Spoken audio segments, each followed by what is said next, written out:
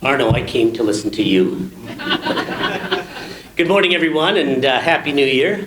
First of all, I want to say welcome to Premier and MLA Daniel Smith. I want to thank you for being a strong advocate for Alberta and for your work as an MLA in the Brooks Medicine Hat constituency. You're always willing to talk to constituents, meet with councillors, and attend local functions. And the Premier was part of our discussion with the doctors just before Christmas there too. And I thought it was a very productive meeting there too.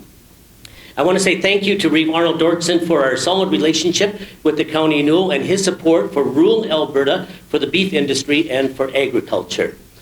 And I want to say thank you to MP Martin Shields. He couldn't be here, but he said I could have his 15 minutes of speech time. I want to introduce a couple of our councillors here in attendance. Our Deputy Mayor Joel Goodenough over here, and our Acting Mayor Mohammed Idris.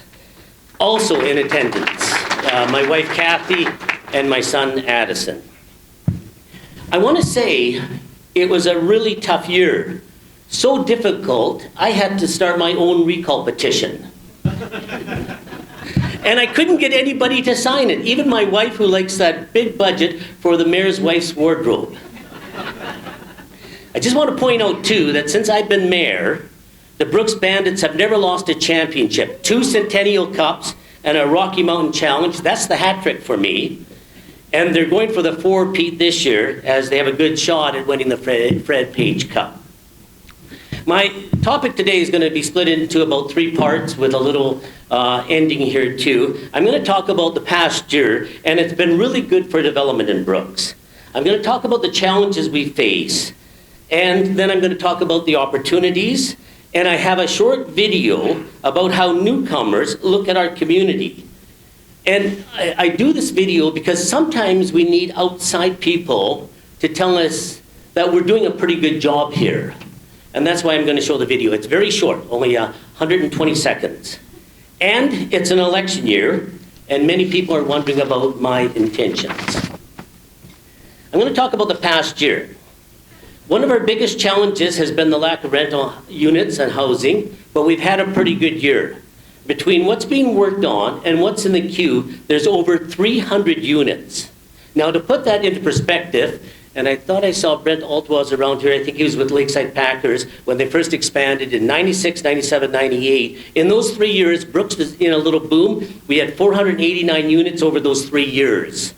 In the early 2000s, not too bad, but in the last 20 years, we've had very little development in the community here. So when I look at 300, I think that's very impressive. Now I'm going to tell you some of the projects that we're working on here. We got 88 units by Willings of Brooks. The total units of that project will be over 160. That's under construction already. Regal Developments is building an apartment building downtown, 43 units. Waldrose Construction is planning on building a 60-dwelling unit south of the Riley Martin Ballpark by the Western Ball Diamonds. Those will be townhouses. Sierra Homes plans to build a 112-unit apartment building with commercial on the bottom. That is located just north of the French School. Span West has plans for a 31-unit condo building by their existing building in the southeast. There are many single houses being built in Brooks, and I know some Habitat for Humanity people are here this morning too. We worked with them. There's a commercial complex planned for just south of No Frills by Tim Hortons in that empty space there. They're going to do 7 bays. They got close to 10,000 square feet of commercial. So it does look very positive in the years coming ahead here.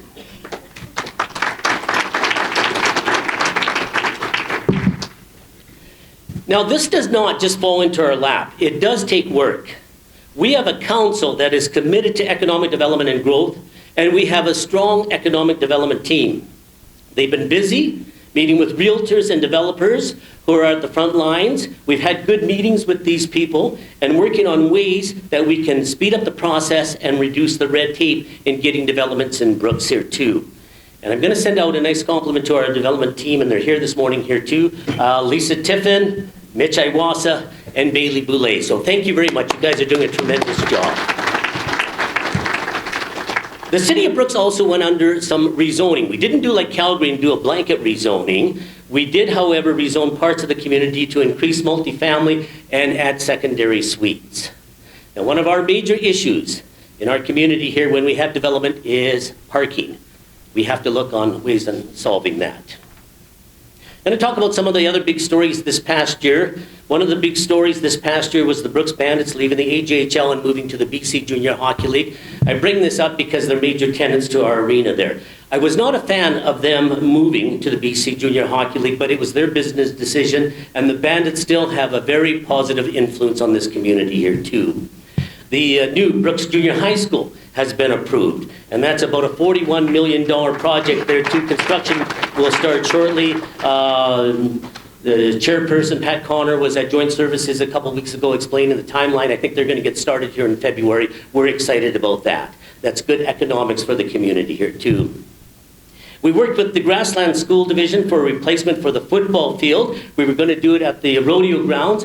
They didn't like it there, so they're going to put it where the junior high is. So that works for them, and it works for us. Meanwhile, we rezoned the old rodeo grounds and handed that off to Christ the Redeemer. They're exploding with students. We have some of the trustees from Christ the Redeemer over here. And in their capital plans, a new school for Brooks is number 1 on their list. We hope to hear something about that this spring. That would be very positive. We have talked with the Grassland Soccer Association, come up with a plan to put soccer fields south of the Quad Ball Diamonds. We own the land, it's irrigated, we got parking there and washrooms there. A new dog park. These are municipal stuff. I don't want to get into too much of the national stuff. A dog park, we opened it up and then we're getting rave reviews for that. Another municipal issue here. This past year, we planted 80 trees and 20 shrubs citywide. As Communities in Bloom says, we have a magnificent urban forest here. And I mention this because whenever we have to take down a tree for some reason or another, we get beat up on social media on that. So we do very well with our urban forest.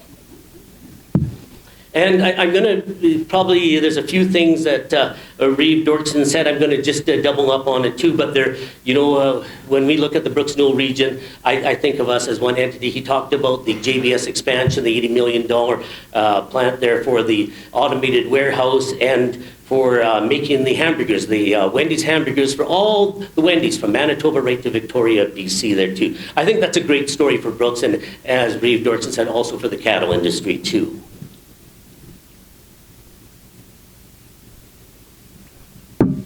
Plus, this past year, the Brooks Chamber became part of the Southeast Alberta Chamber of Commerce, and that has worked out very well.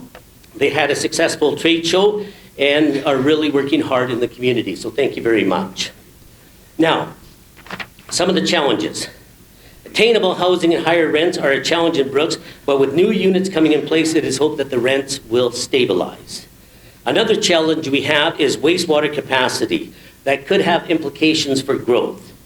I have talked before about having enough water license to double our Brooks Newell region population from 25,000 to 50,000, but we will be looking at a new wastewater facility for Brooks, and it doesn't come cheap. It's about $30 million.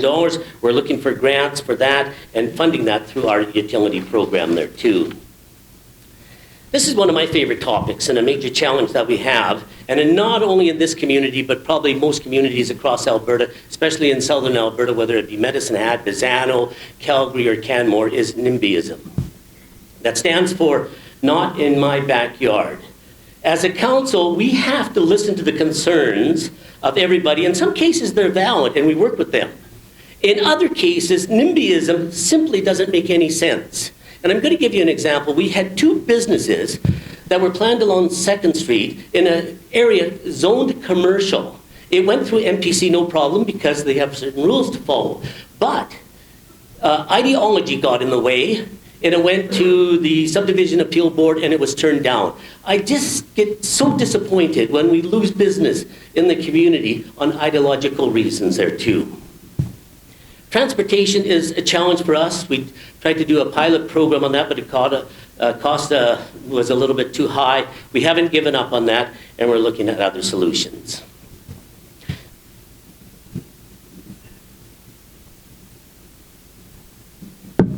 Looking ahead for 2025, of course, the new construction of the junior high school. We have plans to build a new skateboard park and pump track. That will be in the same location as the existing facility, should be ready by the fall. We're looking at new lockers at the JBS Canada Centre. We're looking, of course, at street improvements. We're continuing to fund Communities in Bloom and Eco Brooks to make our community even nicer than what it looks now. We get asked quite a bit about the tennis court. We're going to be doing a major upgrade for the local tennis and pickleball players and for other recreational users. We've got a new spray park coming to Uplands, providing fun and accessible recreational space for the whole community there too. We've got a new plowed truck and sander, which means less time in the shop, more time on the road, clearing streets. We're optimistic about BrooksNet as construction is complete, and we're excited to get homes and commercial properties connected. I've had it in my home for over a year. I'm thrilled with the speed of that, and the price I'm paying is about $100 less than what I was paying before too. It's a great project, and I look at this as a great opportunity for the Brooks Newell region. Construction should start on the Pace Solar Farm this year if it gets approved by the AUC. Those hearings come up on April 15th. We worked with them on aesthetics and reclamation. Now, not everybody is in favor of this, but the tax revenue will be beneficial to the entire community.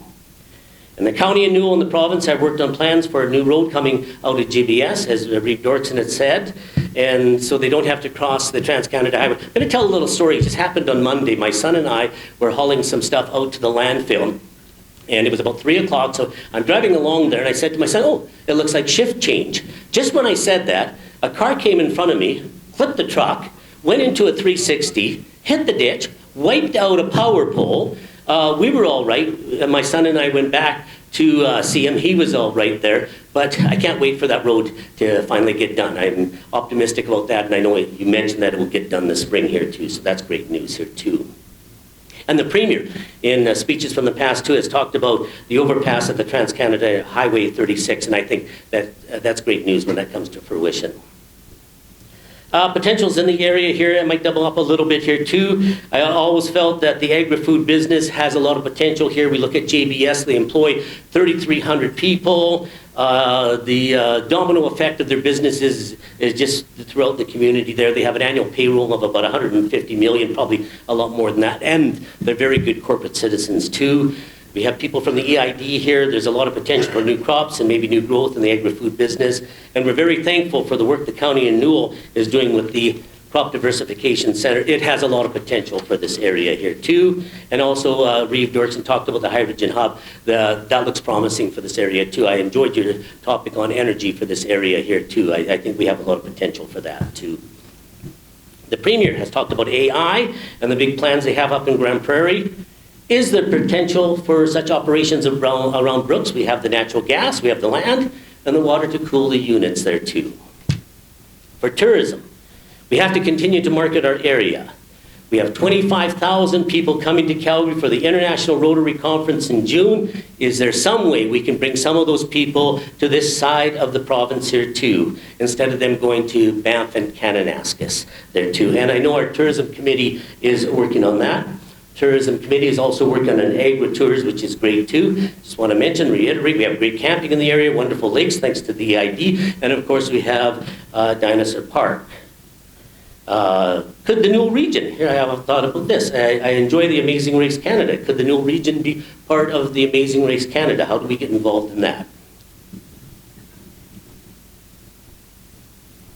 I'm going to talk about our community. Our population is over 15,000, and probably more by 16,000, probably close to 17,000 now. 35% of our community is new Canadians. We have a visible minority of close to 50%, which puts us in the same level as Toronto and Vancouver, and you certainly see that when you go into the schools, either Grasslands School or Christ the Redeemer. We're proud of our diversity, as we know it's the future of rural communities. While many rural communities right across North America, whether it be the United States or Canada, are struggling with population, we were able to grow our population here. We believe that diversity is the strength to grow our community here too. Now with the diversity, and I get the suggestion from Councillor Goodenough, we talk about the different cultural groups in the community there that have their own celebrations and parades. For example, the Filipinos, the Somalis, the Latinos, and others. He says, Councillor Goodenough says, now, by the way, if this is a bad idea, we deflect it to Councillor Idris. He says, wouldn't it be nice if all these different groups were in the Brooks Rodeo Parade? You imagine how big that would be and how colorful that would be? I think it's a great idea to try to get these organizations more involved in the community there too. Now, I had a chance to sit in on some videos my son was doing for Global Village as he was interviewing newcomers to Brooks. And a common thread in those interviews was the importance of family, their entrepreneurial spirit, and how they spoke about Brooks. And I'm going to play the video on what newcomers think of Brooks. And I want to point out here too, none of their thoughts on Brooks was prompted. It was all genuine and organic.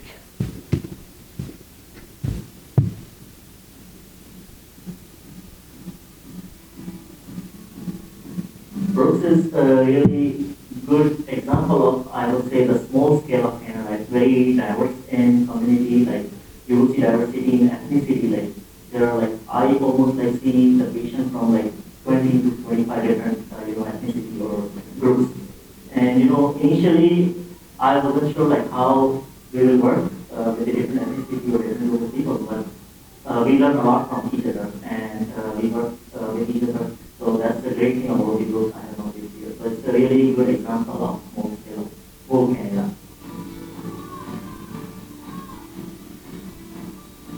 And definitely Brooks is a really, really nice place to live for me and for my family. We have everything we have need here. It's a really small town where anywhere you go is easy access, and that is priceless. Because yes, I've been in Calgary, not living, but I've been in Calgary, I've been in Vancouver, I've been in Toronto, and you have to travel for at least half an hour to get from point A to point B. Brooks, it's the good aspect to be living here. It will be really fast access to everywhere you go. I think one of the best places in Canada is Brooks because it's small. People are so respectful that I can't even express. Very helpful, very genuine by nature and heart. So I've never seen a person or people like you. I consider that we are living in an amazing. I would like that one day the rest of the city, at least in our province, will see a city with a great purpose.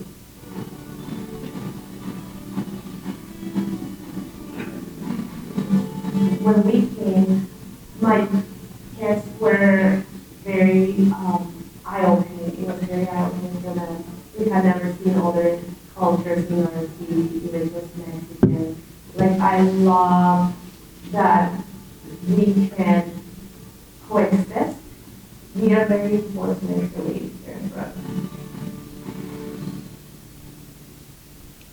I should point out that some of these people come from communities that are about 20 million people, and then for them to come to Brooks and talk about how great it is, as I mentioned at the start here, sometimes you need somebody from outside to talk about the benefits of the Brooks Newell region here too.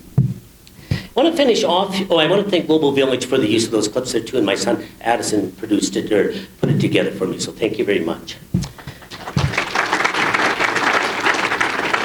As you know, this is an election year and many are asking what my intentions are. Well, I'm going to take a walk in the snow in April and make a decision. And for anybody around Brooks here, we know it always snows in April in Brooks. One thing I know for sure, there's going to be a lot of interest in our municipal election if social media is any indication. There's a lot of people on social media that know all the solutions to the world's problems, and they're giving away those solutions for free. I hope to see them in the campaign. Thank you very much, and I'm looking forward to hearing from our Premier, Danielle Smith.